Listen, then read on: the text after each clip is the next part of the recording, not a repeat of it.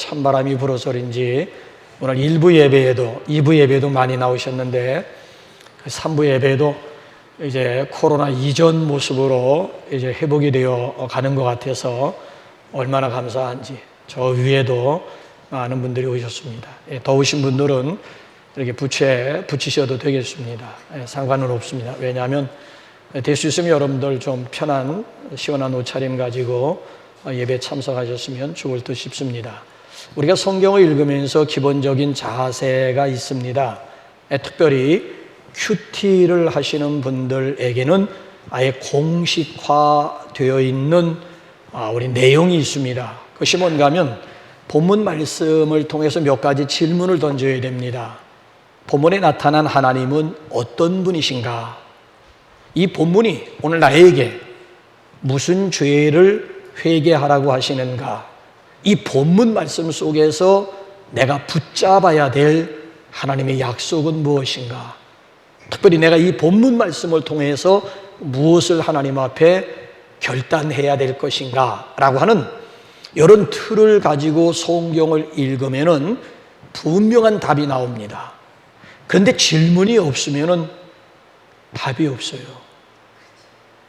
우리는 지금 이 몇 가지 질문 가운데 시편 23편을 첫 번째 질문으로 지금 접근을 하고 있습니다. 시편 23편에 소개된 하나님은 어떤 분이신가?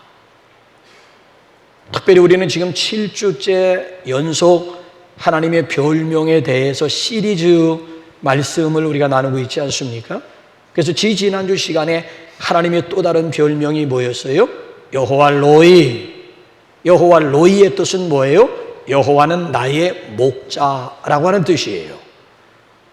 여호와를 나의 목자로 삼는 사람들에게 하나님이 특별히 주시는 복이 뭐였습니까?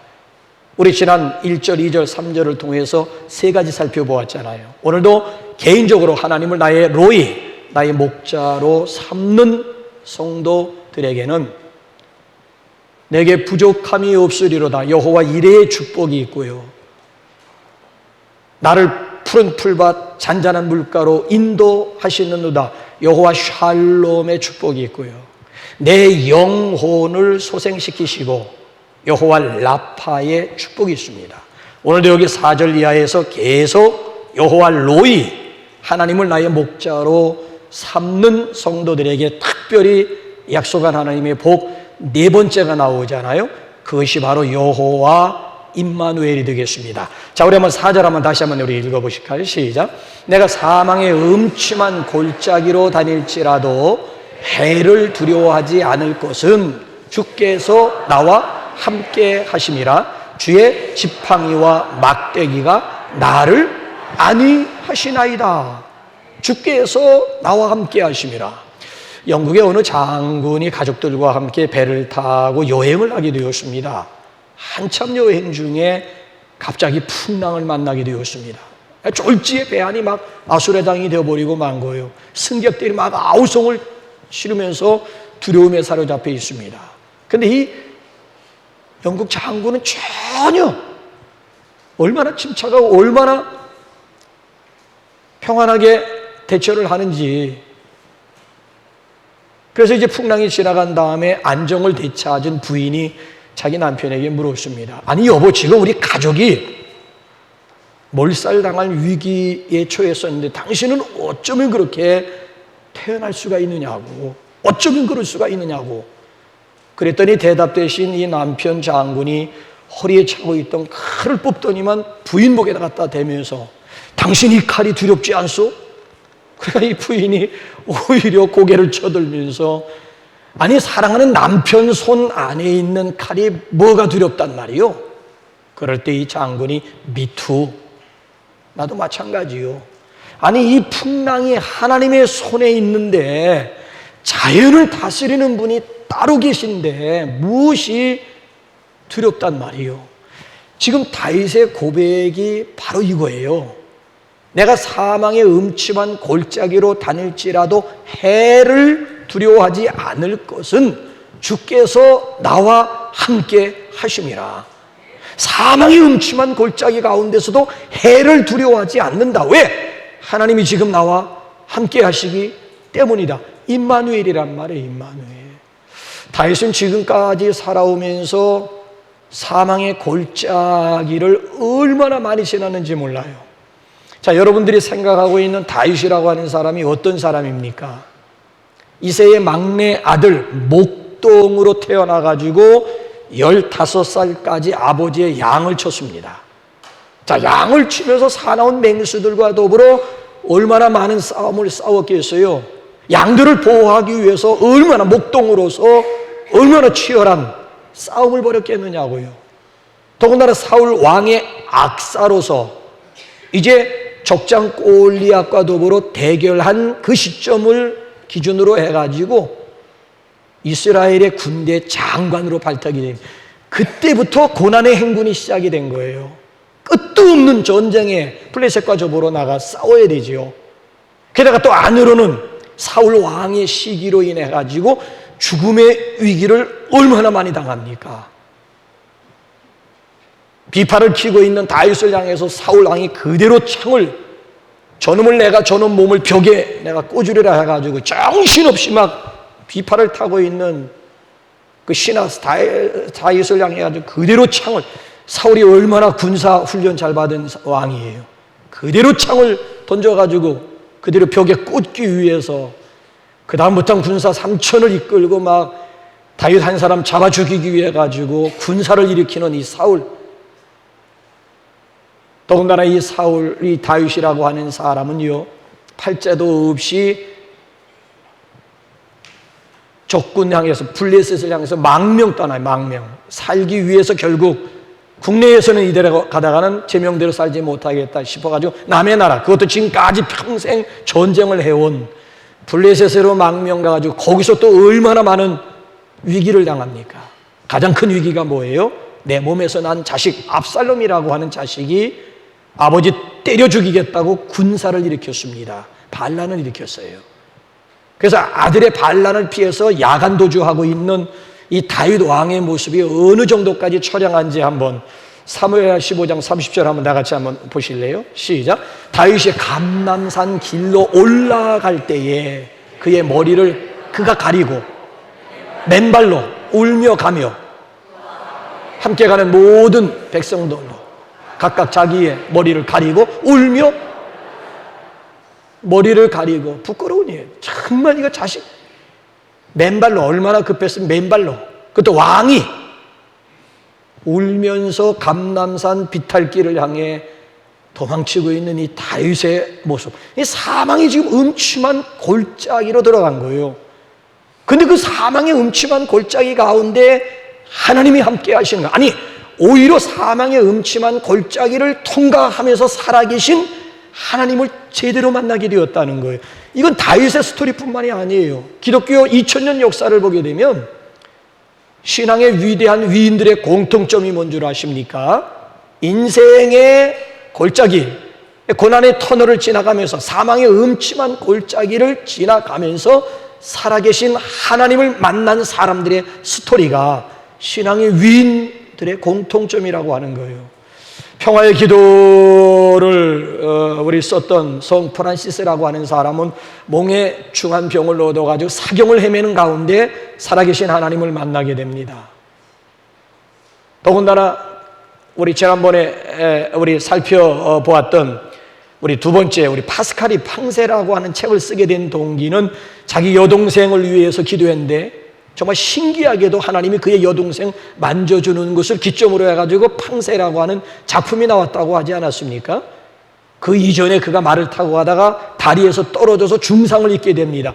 그 시점을 기점으로 하나님을 알게 되고 누이 동생의 치유를 통해 가지고 결정적으로 하나님 앞에 두 손 들게 되는 그런 배경 가운데서 팡세라고 하는 작품이 나와요. 밀턴의 신라권이라고 하는 불후의 명작이 어떤 배경 가운데 나오게 됩니까? 40세에 실명하게 됩니다. 젊은 나이에 눈을 잃어버려요. 육신의 눈을 하나님이 거두어 가시고 대신 영혼의 눈을 하나님께서 밝게 해주셨다. 그래서 그때부터 기록된 작품이 신라권이라고 하는 작품이에요. 성경 다음으로 많이 읽혀진 책이 철로역정이에요. 철로역정. 제2의 성경이라고 하는 그런 별명을 가지고 있는 철로역정이라고 하는 책이 어떤 배경 속에서 만들어지게 됩니까? 존 버년이라고 하는 사람이 감옥 속에 여러 해 동안 처박혀 있는 가운데 감옥 속에서 쓴 책이 이게 철로역정. 그래서 이제 리더들 이제 모든 셀 모임이 정상화되기 때문에 후반기에는 우리 셀 리더들하고 저기 가평 필그림 하우스에 가게 되면 성납 기도원 자리, 그 지금 필그림 우리 저 지구촌에 팔아먹어가지고 지구촌에서 그 어마무시한 그 땅을 완전히 철로역정 코스를 만들어 버렸어요.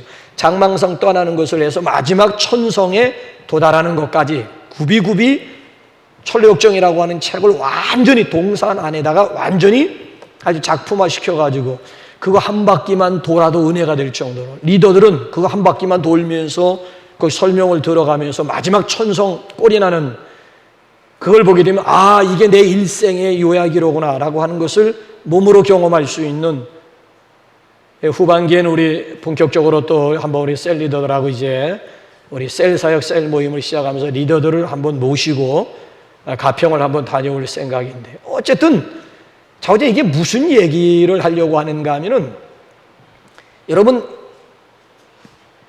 고난의 터널이라고 하는 것, 사망의 음침한 골짜기라고 하는 것이 우리 인생에게는 절대 위기가 될 수도 있지만 반대로 하나님의 놀라운 기회가 될 수가 있다는 거예요. 그래서 우리가 이렇게 길을 가다가 앞길이 막혔다라고 하는 것은 유턴하라, 아니면 그 자리에 포기하라고 하는 뜻이 아니라 또 다른 길이 있다라고 하는 얘기예요. 방향을 틀으라고 하는 거. 그래서 여러분들이 사운드 오브 뮤직이라고 하는 그 영화를 보셨는지 모르겠습니다만 저는 한 서너 번 본 기억이 있는데 반복되는 대사가 나와요. 하나님이 앞문을 막으실 때에는 또 다른 문을 열어놓고 계시다. 앞문을 막을 때에는 분명히 또 다른 문이 열려 있다라고 하는 일. 예수님도 그렇잖아. 이 동네에서 너희를 핍박하거든 저 동네로 피하라. 아니, 이 동네에 전도의 문이 막혔어요. 전도의 문 막혔기 때문에 전도의 문 열어달라고 아니라는 거예요. 전도하다 전도의 문이 막히면 저 동네로 가라는 거. 저 동네에, 이 동네에서 문이 막히면 저 동네가 열려 있지 않겠느냐라고 하는 얘기예요. 그래서 오늘 여기 본문 말씀을 보게 되면은, 여기 지금 다윗이라고 하는 사람이 사망의 음침한 골짜기 한가운데서 살아계신 하나님을 제대로 만났구나. 그래서 예수 이름의 뜻이 뭐예요? 구원. 예수는 구원이라고 하는 뜻을 가진 우리 하나님의 이름이에요. 그리고 임마누엘의 뜻은 뭐예요? 동행. 하나님이 나와 함께 계시다라고 하는 동행의 의미를 가지고 있는 하나님의 또 다른 별명이 되고 있잖아요. 그는 우리를 죄에서만 구원하시는 것이 아니고, 그리고 나 몰라라 내팽개쳐 두시는 무정한 아버지, 무정한 어머니의 모습이 아니에요. 우리를 죄악에서 구원하실 뿐만 아니라 우리 인생살이 가운데 우리와 더불어 동행하시는 임마누엘 하나님임을 믿으시기 바랍니다. 특별히 우리가 고난 가운데 사망의 음침한 골짜기를 지나갈 때 결코 우리 홀로 내버려 두시, 내가 너희를 고아와 같이 내버려 두지 아니하시리라고 우리 주님께서 말씀하셨듯이 고난의 한가운데 우리 주님이 함께 하십니다. 그래서 지금 우리 가운데 고난의 터널을 지나가는, 아니 사망의 음침한 골짜기를 지나가는 것 같은 고난 가운데 있는 성도들, 낙심하거나 좌절하거나 절망하지 마시기 바랍니다. 주님이 함께 하십니다. 그래서 오히려 지금이야말로 내가 하나님을 인격적으로 만날 수 있는 절호의 기회로 이용할 수 있기를 주님의 이름으로 축복합니다. 그렇다고 한다면 사망의 음침한 골짜기에서 하나님은 당신의 백성들을 어떻게 보호하시고 어떻게 함께 해주시겠다는 것이지요? 주의 지팡이와 막대기가 나를 안위하시나이다 그랬어요. 주의 지팡이와 막대기로 나를, 사망의 음침한 골짜기를 지나갈 때 하나님께서 어떻게 나와 함께 하시는가 하면 주의 지팡이와 막대기로 나를 안위하신다라고 하는 거예요. 혹시 여러분들 텔레비전이라든지 그림으로라도 이스라엘 성지 갔다 오지 않으신 분들, 중동 지방을 다녀오지 않으신 분들은 아마 TV를 통해서 아니면 그림으로라도 목자가 양을 끌고 가는 모습들을 보셨습니까? 특별히 목자 손에 들려져 있는 지팡이 보셨어요? 자, 제가 못 보신 분들을 위해서 그림 하나 가져왔는데, 사진 하나 가져왔는데, 여러분 한번 보세요. 저 양이 몇 마리인 것 같아요? 한번 세보세요. 일부가 나왔기 때문에 셀 수가 없어요. 수십 마리, 수백 마리예요. 목자가 앞에서 양을 이끌고 갑니다. 근데 목자의 손에 뭐가 들려져 있어요? 지팡이가 들려져 있어요. 그 지팡이의 특징이 뭐예요? 두 가지예요. 하나가 뭐예요? 사람보다 지팡이가 크네? 지팡이가 굉장히 사람 키보다도 지팡이가 오히려 커요. 또 한 가지 특징이 뭐예요? 구부러져 있다라고 하는 거예요. 아니 왜 목자 손에 들려져 있는 지팡이가 목자의 키보다도 크고 왜 끝이 저렇게 구부러져 있을까? 자, 양을 저렇게 몰고 가다 보면, 이끌고 가다 보게 되면 조금 비탈진 곳에 양의 약점이 뭔가 하면 하체가 약하다는 거죠. 자주 넘어진다는 얘기죠. 넘어져가지고 결국 비탈길에 굴러 떨어지게 되면, 낭떠러지게 아니면 굴 속에 처박히게 되면 목자의 손길이 미치질 못하는 거예요. 목자가 거기까지 가서 양을 구할 수가 없는 거예요. 그럴 때 필요한 것이 긴 목대기 가지고 그냥 양의 털이 얼마나 꼬불꼬불해요. 목에다 걸치든 다리에다 걸치든 아니면 몸에다가 턱 걸쳐가지고 그대로 끌어올리기만 하면 목자의 손길이 미치지 못하는 곳에 필요한 것이 저 지팡이가 필요하다라고 하는 얘기예요. 양을 건져내는데, 양을 이끌는데 필요한 것이 지팡이라고 하는 거예요. 저 지팡이와 함께 목자 옆에는 뭐가 있는가 하면 막대기가 있어요. 이걸 몽둥이라고도, 단단하면서 짧고 단단한 막대기가 있어요. 이 막대기의 역할은 뭔가 하면 사나운 맹수들로부터 양들을 보호하는 무기란 말이에요. 그게 무기란 말이에요. 그러니까 양들을 안전하게 푸른 초장 잔잔한 물가로 이끌기 위해서는 주의 손에 지팡이, 비록 사망의 음침한 골짜기로 다닌다 할지라도, 지나간다 할지라도 하나님이 어떻게 함께 하시는가 하면 주의 지팡이와 주의 막대기로 함께 하신다라고 하는 거예요. 오늘도 저와 여러분들이 걸어가는 이 길 가운데 주의 지팡이가 있고 주의 막대기가 있음을 믿으시기 바랍니다. 우리 기독교 역사적 가운데 우리 믿음의 선배들이 고난 가운데서도 어떻게 아름다운 꽃을 피우고 어떻게 아름다운 열매를 맺을 수가 있었을까? 그것은 바로 주의 지팡이요 주의 막대기 때문에 가능한 줄로 믿습니다. 그래서 우리 옆에 있는 분들, 우리 한번 좀 축복하면서 격려 좀 했으면 합니다. 임마누엘, 하나님이 우리와 함께만 하시면 걱정할 거 없어요. 옆에 있는 분들 위로하세요. 하나님은 당신과 함께 하십니다. 옆에 있는 분들 한번 위로해 주시기 바랍니다. 네. 다섯 번째로 여호와 로이만 이루어지게 되면 여호와 니시의 복을 경험할 수가 있습니다. 자, 우리 한번 5절 한번 다시 한번 읽어볼까요? 5절 시작. 주께서 내 원수의 목전에서 내게 상을 차려주시고 기름을 내 머리에 부으셨으니 내 잔이 넘치나이다. 주께서 내 원수의 목전에서 내게 상을 차려주시고, 저게 무슨 뜻인지 한번 사무엘 우리 한번 22장 한번 30절 한번 볼까요? 시작. 내가 주를 의뢰하고 적진으로 달리며 내 하나님을 의지하고 성벽을 뛰어넘나이다. 자, 시편 한번 18편 29절 한번 다시 한번 보시죠. 시작. 내가 주를 의뢰하고 적군을 향해 달리며 내 하나님을 의지하고 담을 뛰어. 사무엘하 22장보다는 시편 18번 똑같은 구절인데 조금 표현을 달리해서 이해를 돕고 있지요. 다윗이 어떻게 적군의 담을 뛰어넘을 수가 있고 적진을 향해 가지고 달려갈 수가 있었을까요? 다윗이 어떻게 적군의 성벽을 넘고 적군의 담을 뛰어넘어 가지고 적군을 향해 가지고 달려갈 수가 있었느냐는 거예요. 여호와 니시 하나님만을 의지했기 때문에 가능한 일이었습니다. 혹시 여러분 기억하십니까? 다윗이 적장 골리앗, 거인 골리앗을 향해 달려가면서 외친 외마디가 뭐예요? 너는 칼과 창과 단창으로 내게 오거니와 나는 만군의 여호와의 이름으로 내게 가노라. 덤벼라 이 잡고사. 그래가지고 그대로 막 달려가가지고 단 한 방에, 두 방도 아니야. 단 한 방에 적장 골리앗, 아니 거인, 6척이 넘는 거인 골리앗을 단 한 방에 쓰러뜨리지 않았습니까? 그렇습니다. 우리가 믿는 하나님은 원수의 목전에서 상을 차려주시는 여호와 니시, 승리의 하나님이심을 믿으시기 바랍니다. 다윗은 원수들 가운데 승리의 개가를 부르게 하시는 놀라운 이 사실에 대해서 오늘 여기 본문 말씀 보게 되면 은유적으로, 5절 말씀을 보게 되면 은유적으로 표현을 해요. 주께서 기름을 내 머리에 부으셨으니 내 잔이 넘치나이다. 주께서 기름을 내 머리에 부으셨으니 내 잔이 넘치나이다. 자, 1절 말씀을 보게 되면은 다윗과 하나님과의 관계를 목자와 양의 관계로 설정하고 그리고 선언합니다. 하나님은 내 목자가 되고 나는 그의 양이라고 선언을 합니다.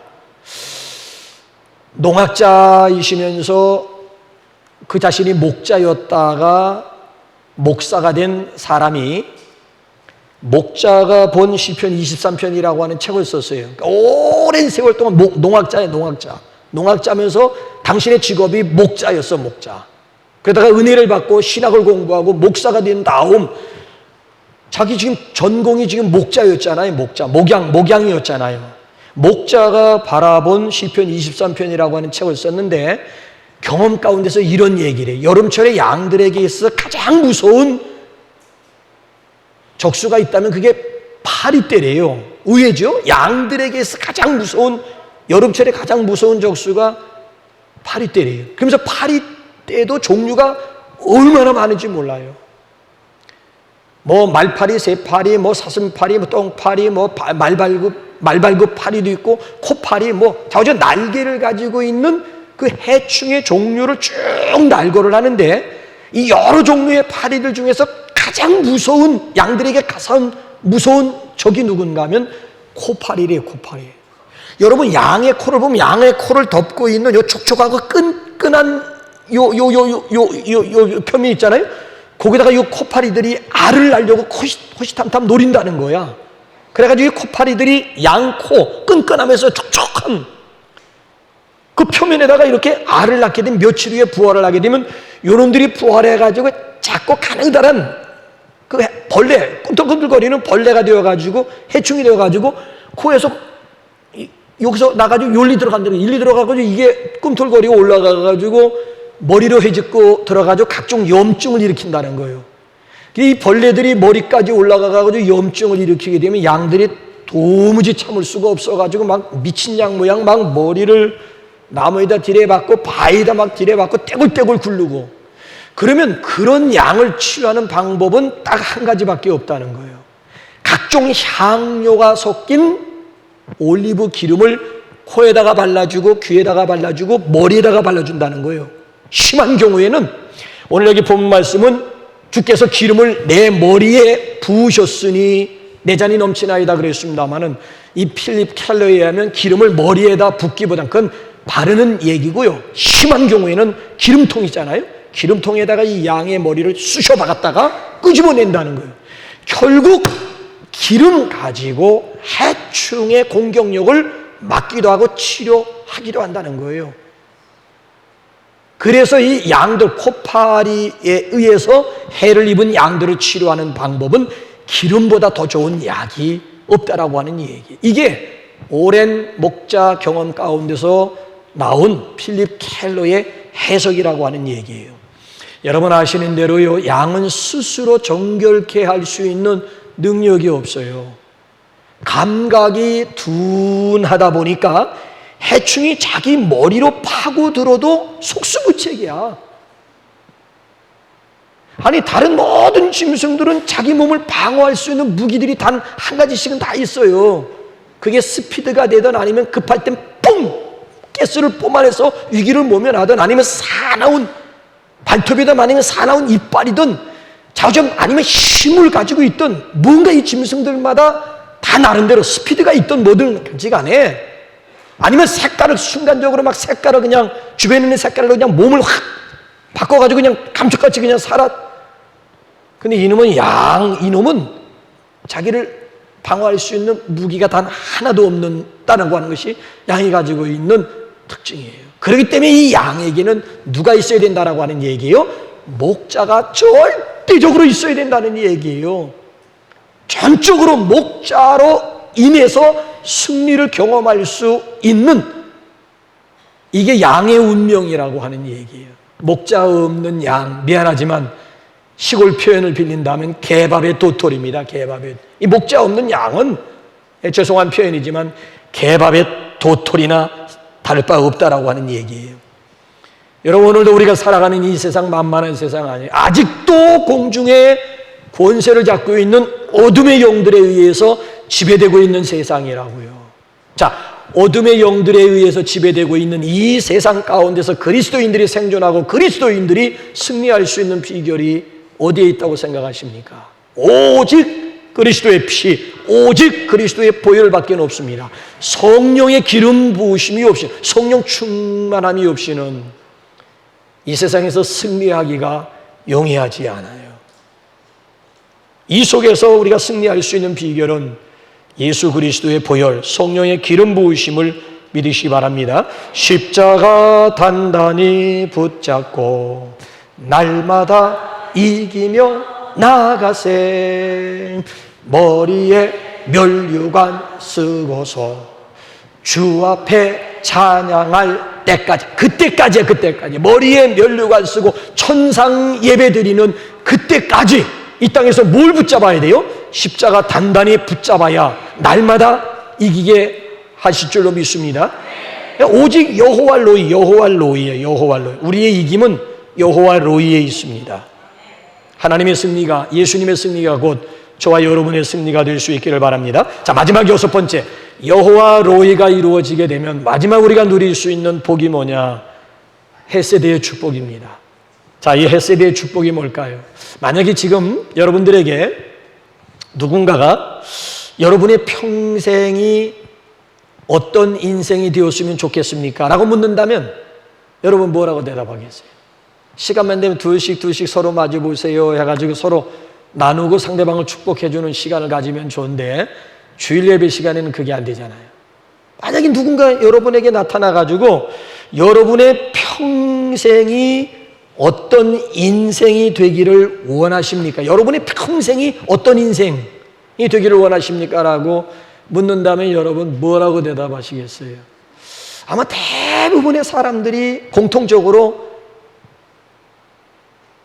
행복한 평생이 되기를 원합니다. 아니면 건강한 평생이 되기를 원합니다. 아니면 찢어지게 가난한 사람들은 돈 걱정 없는 평생을 살았으면 좋겠습니다. 로맨틱한 사랑 같은 사랑에 미쳐 살았으면, 아니면 사랑에 빠져 살았으면 좋겠습니다. 아니면 뭐 야망이나 포부가 있는 사람 같으면 내 이름 석자 이 세상에 남기는 그런 인생 살았으면 좋겠습니다. 아니면 가치관을 추구하는 사람이라면 단 하루를 살더라도 의미 있는 그런 인생, 그런 평생을 살았으면 좋겠습니다. 우리 그리스도인들, 신앙이 좋은 그리스도인들 같은 경우에는 어떤 평생을 소원해야 될까요? 하나님이 기뻐하시는 그런 인생, 그런 평생 살았으면 좋겠습니다. 만약에 누군가가 저에게 묻는다면 그럼 당신은 어떤 평생을 살기를 원하냐?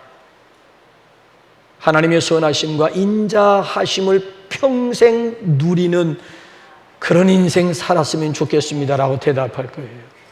다윗의 대답을 들어볼까요? 다윗의 대답. 다윗의 고백이 뭔가 하면 6절 끝으로 한번, 6절 한번 다 같이 한번 볼까요? 시작. 내 평생에 선하심과 인자하심이 반드시 나를 따르리니 내가 여호와의 집에 영원히 살리로다. 자, 선하심과 인자하심이라고 하는 두 기둥이 나와요. 선함의 반대는 뭐예요?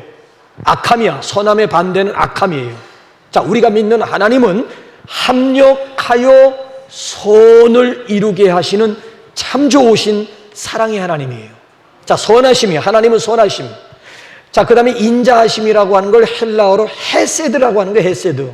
헤세드가 보통 사랑을 얘기하는데 단순한 사랑이 아니에요. 언약적 하나님의 사랑을 의미하는 특별한 용어가 헤세드라고 하는 말의 헤세드.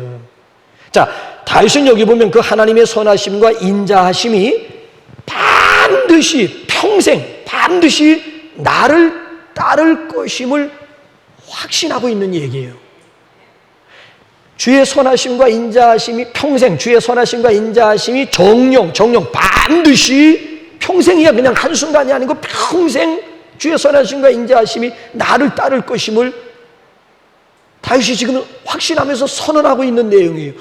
아니, 어떻게 미래까지도 어떻게 이런 하나님의 헤세드, 하나님의 사랑을 이렇게 확신할 수가 있을까요? 어떻게 미래, 아직도 살아보지도 않고 아직도 가보지도 못한 그런 미래에 대해서 어떻게 이런 하나님의 놀라운 헤세드를 확신할 수가 있었느냐는 거예요. 과거가 있기 때문에 그런 거예요. 지금까지 제가 말씀드렸잖아요. 과거가 어린 15살 목동에서부터 이스라엘의 2대 왕이 되기까지 얼마나 사망의 음침한 골짜기를 많이 통과했는지. 그러니까 지난 과거 사망의 음침한 골짜기 한가운데서 다윗이 경험한 하나님이 있잖아요. 하나님이. 과거에 하나님이 베풀어 주신 은혜가 있고 축복이 있고 하나님의 손길이 있는데 그 손길을 경험했기 때문에 그래서 미래에도 점을 치고 미래에도 확신할 수가 있는 거예요. 이런 하나님의 선하심과 인자하심이 평생, 앞으로 평생 나를 따라다닐 것이고 나를 따라올 것이다. 다윗이 지금 확신하고 있는. 이래서 여러분 신앙생활은 체험이 중요하다는 거예요. 체험이 있어야 된다는 거예요. 체험이 분명한 성도는 결정적인 문제 앞에 결정적인 순간에 당황하지 않고 오히려 배짱이 있고요. 용기가 나오고요. 확신. 왜? 과거에 함께 하시고 오늘 함께 하시는 하나님이 내 미래를 책임져 주시. 과거에 함께 하시던 하나님이 그래 내 미래 하나님이 나 몰라 알아 하시겠어요? 체험이 없으니까 흔들리는 거지. 그러니까 여러분 교회에서 무슨 성경 수양이 인카운터 수양이 아니면 전교인 수양이 할 때는 우선순위를 두고 참석하는 뭔가 하면 그게 하나님을 만날 수 있는 아니면 잃어버린 하나님의 첫사랑을 다시 회복할 수 있는 절호의 기회가 되기 때문에 가도 되고 안 가도 되는 게 아니라고요. 교회에서 어마무시한 예산을 투입하면서까지 그런 그런 시간을 마련하는 이유는 뭐예요? 여러분들 지금 신앙이 지금 코로나 3년을 통해 가지고 얼마나 여러분들의 신앙이 얼마나 약해졌고 주님을 향한 뜨거운 열정들 많이 식었잖아요. 다시 회복할 수 있는 기회는 있어야 되잖아요. 그 기회를 마련해 주는 거예요. 기회를 마련해 주는 거예요. 그런 체험이 분명하면 앞으로 인생 미래에 살아가면서 다윗처럼 내 미래에도 하나님의 인자하심이 나를 따를 것이고 하나님의 선하신 손길이 나를 따를 것이라고 하는 덤벼라 작고 살면서 담대하게 나갈 수가 있다니까요. 자, 그러면 제가 한번 질문 하나 드릴게요. 어떻게 하면 주의 선하심과 인자하심을 날마다 우리가 경험하면서 살아갈 수가 있을까? 어떻게? 노하우 문제예요. 미안합니다. 우리가 할 수 있는 일은 나승이에요. 아무것도 없어요. 주의 선하심과 주의 인자하심을 위해서 우리가 할 수 있는 일이란 단 하나도 없는 거예요. 왜? 주의 선하심과 인자하심이라고 하는 것은 내 뒤를 따르게 되어져 있는 것이 내가 그것을 향해서 달려가고 내가 붙잡을 수 있다라고 하는 얘기가 아니에요. 다만 하나님을 나의 목자로 모시기만 하면 주의 선하심과 인자하심은 나를 따라오게 되어져 있는 것이지 그걸 위해서 내가 할 수 있는 일은 단 일도 없다라고 하는 얘기예요. 자, 이 소개에 대해서 한번 고린도전서에 어떻게 설명하는지 한번 고린도전서 10장 한번 보세요. 시작. 형제들아 나는 너희가 알지 못하기를 원하지 아니하노니 우리 조상들이 다 구름 아래에 있고 바다 가운데로 지나며 모세에게 속하여 다 구름과 바다에서 세례를 받고 다 같은 신령한 음식을 먹으며 다 같은 신령한 음료를 마셨으니 이는 그들을 따르는 신령한 반석으로부터 마셨음에 그 반석은 곧 그리스도시라. 과거 이스라엘 백성들의 광야 40년을 배경으로 주어진 말씀이잖아요. 광야 40년 동안 저들이 다 같은 음식, 하늘에서 내려오는 만나 음식 먹고 다 같은 신령한 음료, 반석에서 솟아나는 물을 마셔 광야 40년 살았다는 얘기. 근데 중요한 것은 이스라엘 백성들이 물이 어디서 반석을 찾아서 헤맸다는 얘기가 아니라 40년 동안 그 반석이 이스라엘 백성들을 따라다녔다는 얘기예요. 지금 이게 이스라엘 백성들이 물이 있는 곳을 찾아 헤맸다는 얘기가 아니에요. 그냥 불기둥, 구름기둥, 하나님의 임재의 상징인 불기둥과 구름기둥이 인도하는 대로 순종하며 따라가면 그들 뒤에는 누가 따라왔다니? 반석이 따라왔다는 얘기지. 이스라엘 백성들이 물이 솟아나는 반석이 어디 있는가? 나치판 가지고 물길 따라 방황했다라고 하는 그런 얘기가 아니에요. 반석은 따라. 그 반석이 누구라고요? 그 반석은 곧 그리스도시라고 얘기하잖아요. 그래서 예수님도 신약을 살아가고 있는 우리에게 동일하게 말씀하는 것이 뭔가 하면은 요한복음 1장 12절 말씀 보게 되면 영접하는 자 곧 그 이름을 믿는 자들에게는 하나님의 자녀가 되는 권세를 주셨으니 그랬어요. 영접하기만 하면 그냥 하나님의 자녀가 된다는 거예요. 내가 하나님의 자녀가 되기 위해서 힘쓰고 애쓰고 노력할 이유가 없다는, 그냥 영접하기만 하면 그냥 하나님의 자녀가 되는 거예요.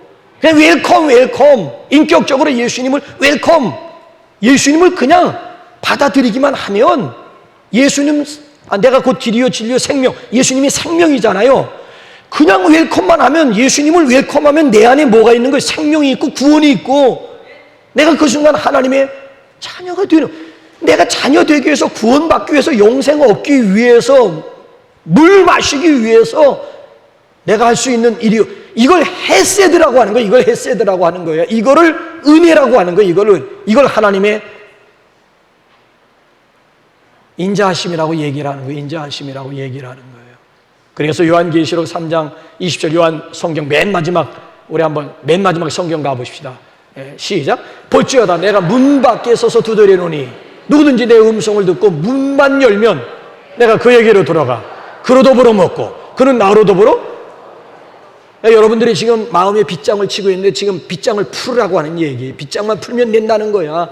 마음속에 여러분들이 지금 꽉 어디 한번 네가 이기나 내가 이기나 한번 보자 하면서 끝까지 예수님을 영접하지 않는 분들, 영접하지 못하는 분들이 이 가운데 있잖아요.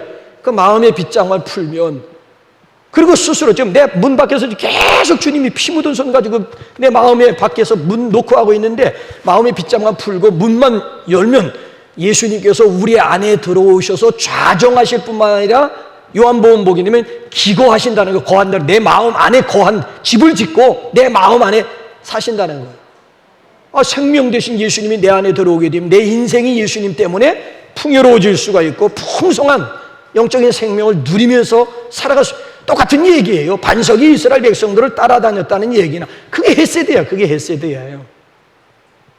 하나님의 자녀가 되고 내가 생명의 풍성함을 누리기 위해서 내가 할 수 있는 건 아무것도, 일도 없어. 그냥 열고 인격적으로 예수님을 웰컴하기만 하면 예수님으로 인해서 구원받고 예수님으로 인해서 풍성한 생명을 누리면서 나누면서 살아갈 수 있다는 거예요. 자, 이제 9월 한 달을 시작하면서 여호와 로이로 인해서 우리 임마누엘의 축복을 경험할 수 있기를 바랍니다. 9월 한 달을 시작하면서 9월 한 달 동안 여호와 로이로 인해 가지고 승리하는 한 달이 되시기 바랍니다. 9월 한 달 여호와 로이로 인해 가지고 우리 하나님의 절대적인 사랑에 붙들림 받는 하나님의 사랑을 9월 한 달 동안 많이 경험할 수 있기를 주님의 이름으로 축원합니다. 자, 이 시간